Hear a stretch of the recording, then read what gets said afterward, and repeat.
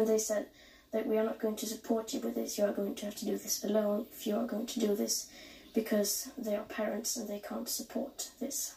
Why could they not support it? And what do they mean not support it? They couldn't support your taking time off from school? They felt that that was inappropriate?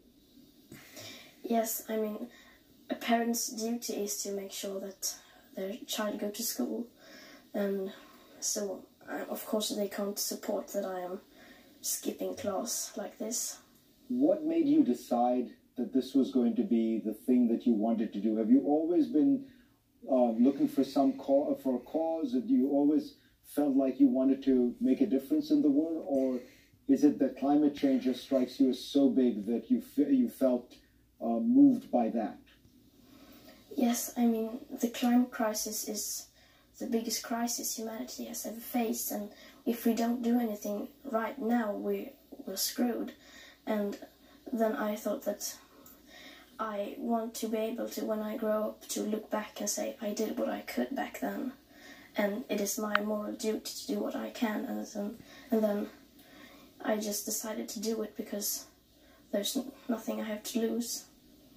And you're not just talking about it, but as we say in the United States, you're also walking the walk. You have changed your life and your lifestyle to try to have as low an impact as you can, both in terms of climate and sustainability. Outline some of those measures. Yeah, I have stopped flying, I have stopped eating meat and dairy, and I have stopped consuming new things and buying new things. So we're coming up on Christmas and New Year. You're not going to get any new things as gifts? No, not me. My parents, they don't get me many presents because I don't want any presents. Greta, what would you say to people, particularly in places like the United States? What's your message to the adults in the room, as it were?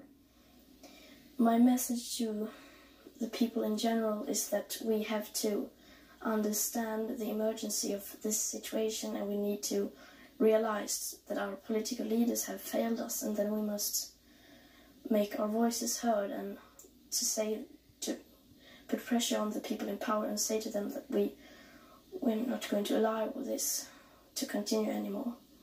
And we young people need to say that we must hold the older generations accountable for the mess they have created and expects us to live with, and say to them that you cannot continue risking our future like this, and so we need to get angry, and then we need to transform that anger into action.